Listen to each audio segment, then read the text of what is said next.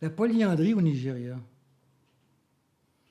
Alors, la société où j'ai travaillé avait un système assez complexe, où les femmes ont 3 maris ou 4, et les hommes ont autant d'épouses qu'ils peuvent en épouser en échangeant les prestations matrimoniales, mais surtout, ils en ont autant chez eux qu'ils peuvent en garder à la maison. Parce que comme il n'y a pas de divorce, une femme a toujours sa maison chez chacun de ses autres maris. Le jour où elle est avec le numéro 1, le Riner, elle peut très bien partir, aller chez le numéro 2, le Kisso. Et il va tout faire pour lui faire parvenir un message à travers des gens, parce qu'ils sont localisés, les clans, qui s'échangent des épouses. Ils ne se fréquentent pas nécessairement. Et quand ils se fréquentent, il faut montrer une extrême politesse.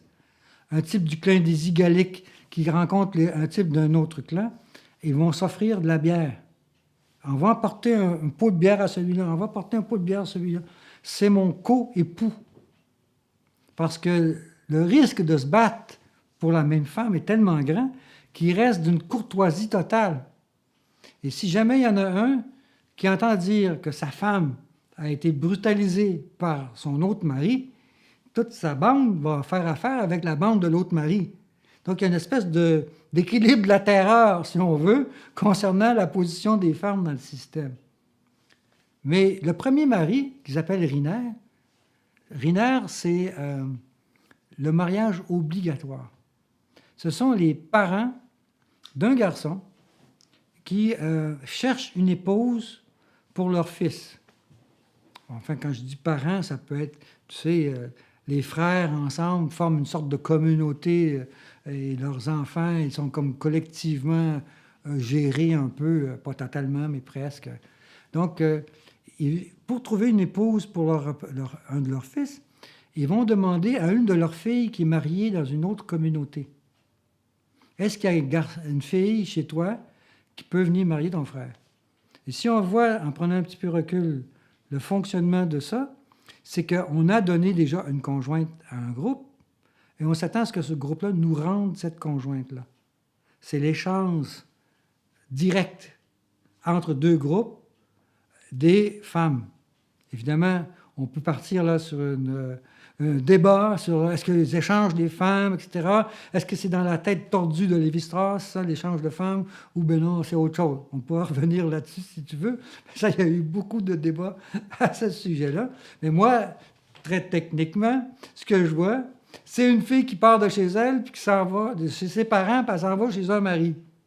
Puis après ça, il y en a une qui part de la communauté de son mari, puis elle s'en retourne chez ses parents. C'est un échange direct. Ça a comme objectif implicite, ils ne savent pas, mais c'est ça que ça fait. Ça équilibre la démographie.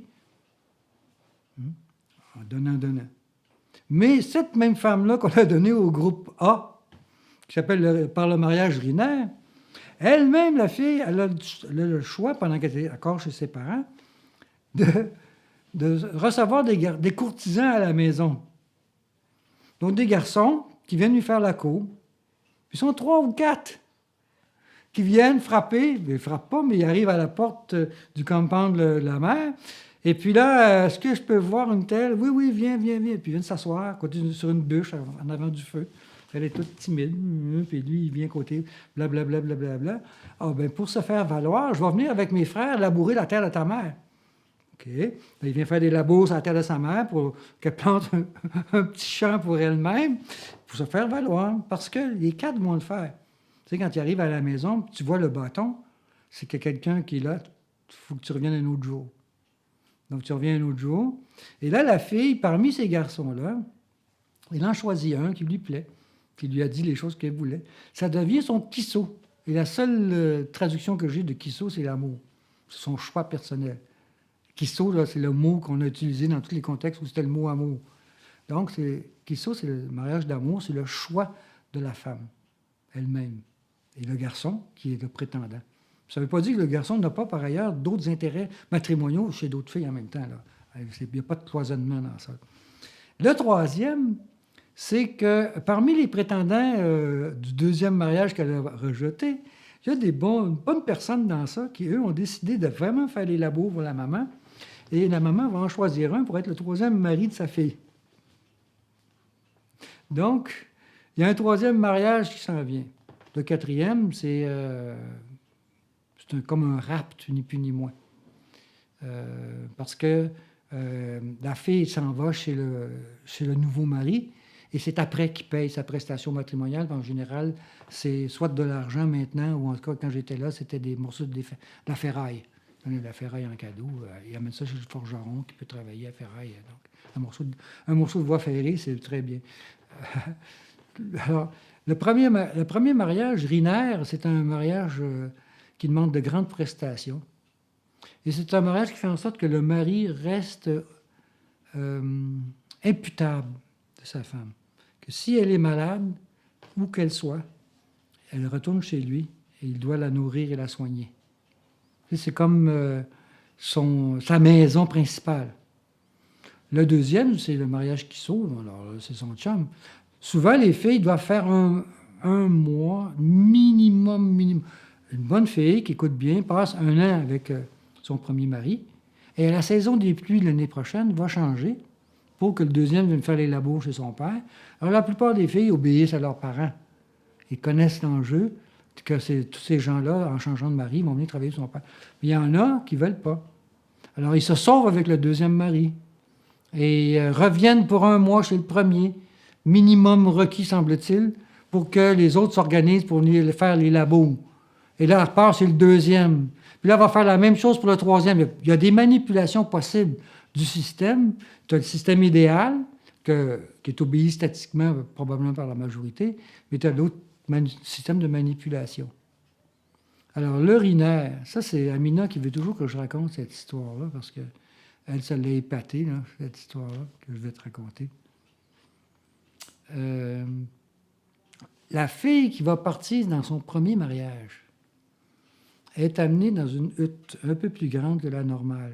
Souvent à peu près l'équivalent de ce que j'ai ici. Elle rentre dans... Puis c'est une petite porte avec un petit tunnel pour entrer là. Ça ressemble un petit peu à un igloo.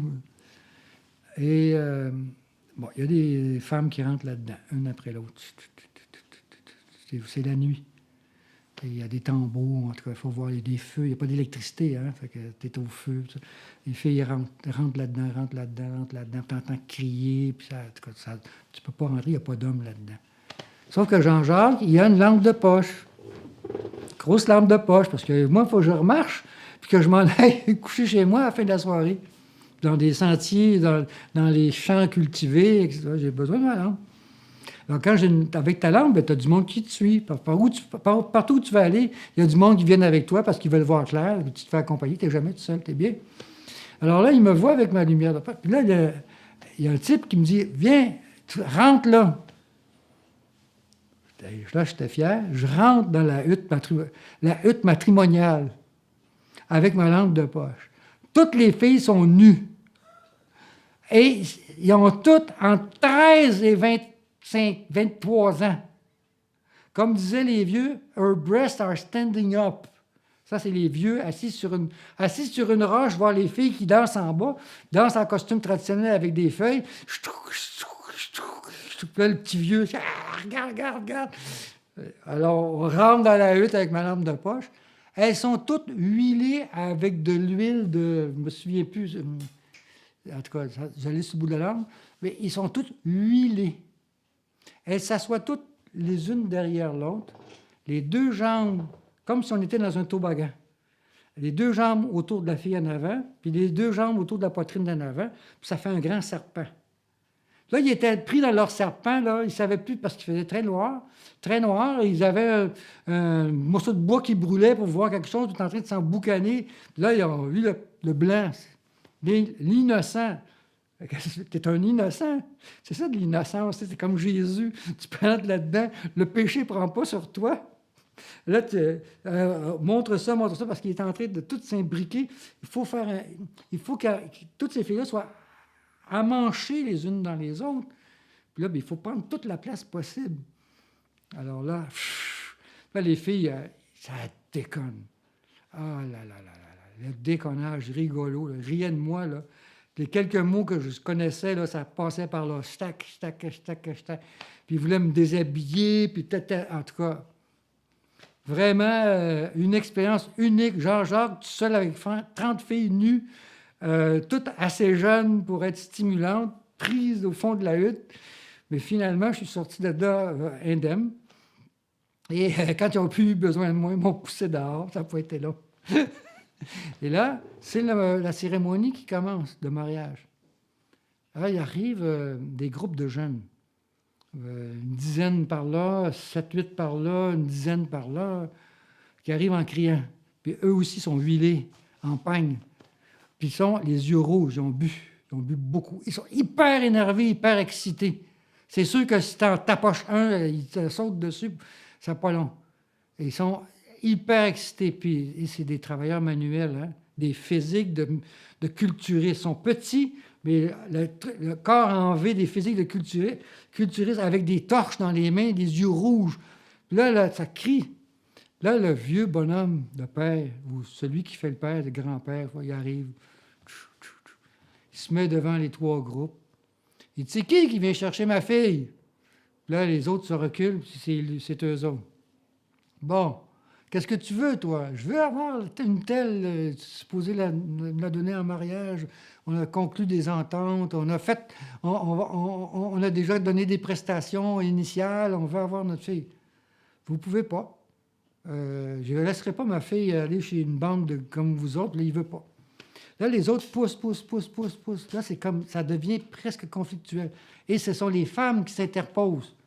Là, les femmes poussent les gars, elles ne veulent pas laisser partir leur fille puis leur sœur. Le petit vieux se met en arrière, lui, puis il ne bouge pas. Alors là, c'est comme une guerre entre les gars qui viennent chercher la fille et les femmes. Puis à un moment donné, ils sortent du couteau de chasse. Là, ça devient... Moi, je ne sais pas, je suis un naïf. Bien sérieux, ils vont pas s'étriper, non? Ils sont en train de s'engueuler. Là, tout à coup, les femmes les laissent passer. Là, il en laisse passer un qui est le futur mari. Là, il faut qu'il rentre dans la hutte chercher sa femme. Trouve-la. Il rentre là-dedans, puis là, il écoute. C'est pas ce qu'on m'a dit, parce que c'est après que j'ai appris. Mais on écoute quand ça crie. On reconnaît sa voix. On y a parlé plusieurs soirs de suite. On pense reconnaître sa voix. Là, il en prend une, mais huilée, comme un poisson, comme une sardine dans son assiette. Il la sort dehors, elle rentre, il n'est pas capable de la tenir, elle rentre en dedans. Ça prend 3/4 d'heure avant que finalement réussissent. Je ne sais pas trop quel arrangement ils font. Puis il y a une traite là-dedans, certain. Il réussit à l'attraper en dessous des bras, parce qu'autrement, il ne peut pas la tenir, à la traîner. C'est un rituel de mariage par rapt. Hein? Les anciens anthropologues ont dit que c'est le début de l'humanité, les premiers mariages ne se faisaient pas par consensus. Ils se faisaient par rapt, parce que tu ne veux pas laisser partir ta fille chez des étrangers. C'est l'anthropologie classique, ça.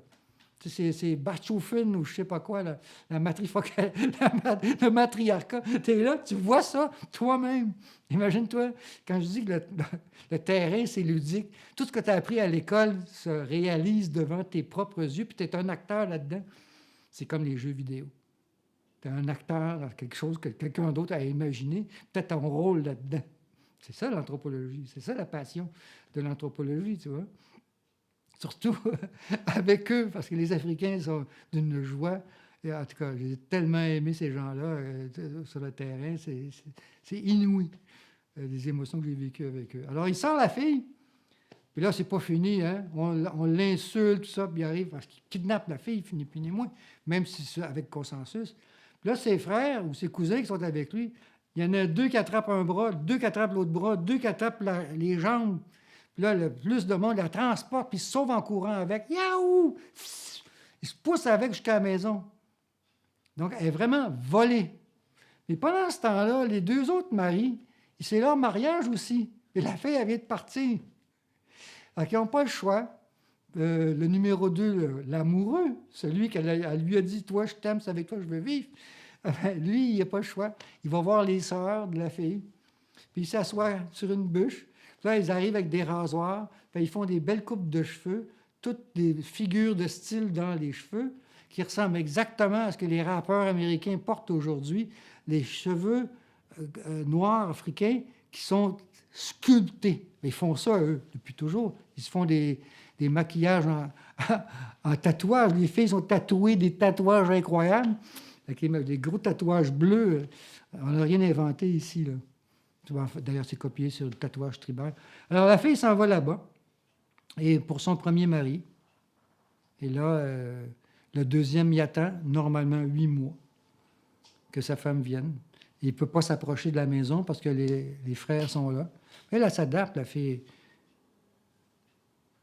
Il y en a une circonstance une fois. Le monsieur était plus âgé que la femme. Parce que normalement, c'était pas un premier mariage, c'était un mariage 2, là, qui était truqué un peu. Elle est arrivée, parce qu'elle s'est installée dans la maison très rapidement. Il avait déjà d'autres épouses, mais c'était une petite femme méchante. Franchement, cigarette au bord du bec, puis paf, paf, paf, elle a fait son trou. Les autres, la plupart des autres femmes sont extrêmement dociles. Les filles sont très dociles. Alors, ils jouent la timide, etc. Mais jusqu'à temps qu'elles aient des enfants, surtout avec des garçons, des filles, elle prend une autre stature dans la maison, mais ça prend quelques années. Le deuxième mariage qui sont quand elle y retourne, ben là, ça se passe normalement. Il a construit sa maison, décoré la maison. Il envoie toujours des messages à sa femme. Si le premier mari envoie toujours des messages à sa femme qui est chez le deuxième, il disait « Ah, tu devrais voir ce que j'ai acheté, les nouveaux chaudrons que je t'ai achetés. Tu devrais revenir voir ce que j'ai pour toi. » Des gars se mettent en quatre pour que les filles reviennent, parce qu'ils sont toujours mariés avec eux. Mais moi, j'ai appelé ça polyandrie et dialectique communautaire de travail. La dialectique, c'est un terme marxisant, hégélien, en tout cas. Mais ça, en fait, les écologistes appellent ça l'intersystème. Tu fais quelque chose sur un système, ça agit sur l'autre système, ça rappelle. Mais dans le langage à la mode, tu ne vas pas dire l'intersystème, parce que ça fait trop fonctionnaliste, tu vas dire dialectique, c'est un peu plus subtil, la dialectique. Mais en fait, c'est comment la communauté, à travers son système matrimonial, arrive à des fonctions économiques incroyables, comme ça, de répartir la main-d'œuvre au-delà des aléas de la démographie. Parce que le problème des producteurs agricoles manuels, c'est la démographie. Tu as plein de filles, tu n'as pas de gars. Si les règles de la division du travail font en sorte que les femmes ne vont pas faire de labour, tu es pris. Tu n'auras pas de labour, tu vas crever de faim.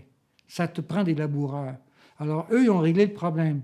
La même chose, je veux dire, la clé de tout ça, c'est que les droits sur les femmes ne sont pas monopolisés par une seule famille, par un seul homme. Les droits sur les femmes, ça ne veut pas dire sur la femme comme personne, parce que tu as vu qu'il y a des mécanismes de compétition qui réduisent la terreur de la domination masculine. C'est sa fécondité. C'est produire les travailleurs manuels. Tu ne dépends que de ta main. Tu n'as pas de machine. Donc, tu ne peux pas être autonome. Tu as besoin de mains, de bras. Et les femmes ont beaucoup de travaux agricoles aussi, le sarclage, enfin, ils font la préparation alimentaire. Toute la chaîne de survie dépend des aléas démographiques. Alors, en faisant ça, tu répartis la main-d'œuvre. Les garçons se chargent de travail. Et puis, la démographie, la sexualité, la reproduction féminine est répartie aussi. Donc, il y a comme j'ai trouvé une élégance dans le modèle que moi, j'expliquais par l'économie. Jusque-là.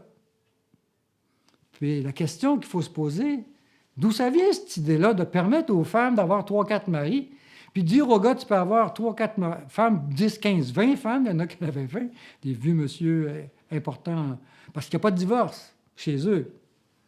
Mais d'où ça vient cette idée-là? Parce qu'ils l'ont inventé, de répartir les droits matrimoniaux entre hommes et femmes, parce qu'on peut renverser la question. Les femmes ont des droits sur les hommes aussi, etc. Donc, il y a comme une réciprocité à quelque part. Comment se fait que... D'où ça vient l'idée? C'est là que je ne savais pas. C'est quand je suis arrivé à Montréal pour écrire ma thèse, que Muller s'est levé debout, il a relevé ses culottes, il a dit « Ha ha! Je sais pourquoi. Ça, c'est la permutation de mon système. » Puis là, il a commencé à faire le tour de ce qu'on savait comme ethnographie. On a eu ici un professeur, Chantal Collard. Chantal, qui travaillait au Cameroun, qui a découvert des systèmes semblables au Nord Cameroun, la même région où Serge Genet a travaillé. Hein? On a même fait à un moment donné un colloque, on a même fait un livre, pas un livre, une revue qui s'appelle Women with Many Husbands. Pas avec eux, mais avec Muller et Walter Sangri des États-Unis. Et des travaux qui avaient été faits par des Britanniques sur ce qu'eux appelaient des mariages secondaires. Comme s'il y avait un mariage principal, puis les autres mariages étaient secondaires, mais qui étaient mariés pareil. Là, on a découvert beaucoup de choses. C'est que c'est toutes des permutations aléatoires, dans le sens que certains mariages, par exemple le premier, pouvaient être faits à l'intérieur d'un groupe, et d'autres étaient obligatoirement faits à l'extérieur du groupe. On dit en anthropologie endogame, exogame. Il y a des gens, comme chez Muller, où il y a une loi qui dit une femme doit marier en priorité le fils du dernier amant de sa mère. OK? Va chercher ça dans ta tête. Le fils du dernier amant de sa mère, ça veut dire que les filles, avant d'être mariées, ont le droit d'avoir des amants. Et que si elles ont des enfants, OK, ou qu'elles n'en ont pas, c'est pas grave, c'est grave, la fille doit aller chercher un garçon de l'amant de sa mère quand elle était jeune. Tu sais, t'as 25 ans, t'as une maîtresse.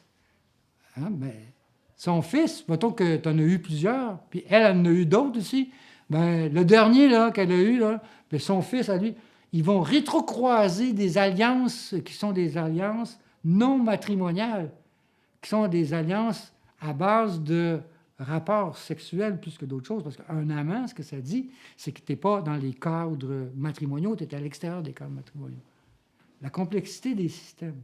Alors, la conclusion, c'est que, d'une part, c'est à peu près les plus grands sociologues au monde qu'on ne peut pas trouver, expérimenter avec la notion d'alliance et de droits matrimoniaux, droits sur les hommes, droits sur les femmes, le droit sur le travail, droit sur la reproduction, on peut couper ça en 1000 morceaux, là, les différentes formes de droits, faire des comparaisons avec ici ou ailleurs, mais ils ont manipulé ces systèmes-là pour en faire des sortes de permutations les uns des autres.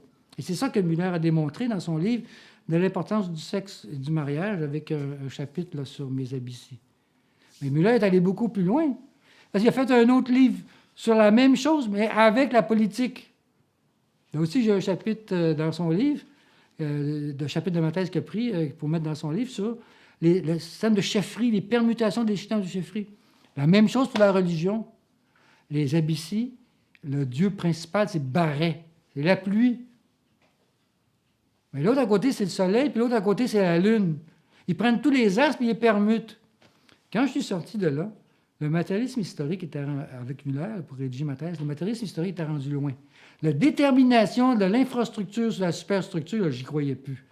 C'est pas parce que tu es paysan que tu vas avoir un aîné qui va te dire quoi faire et puis que tu vas te marier en monogamie. Non. La polyandrie, ça vient tout jeter à terre. Tout ça. Et surtout quand tu vois que tu as une construction régionale. C'est ça le génie de Muller et du structuralisme, c'est de montrer qu'une construction régionale est possible. Et que chaque entité individuelle devient un morceau d'un tout. Donc, tu ne peux pas expliquer A par B. Il faudrait avoir A, B, C, D, tout le système.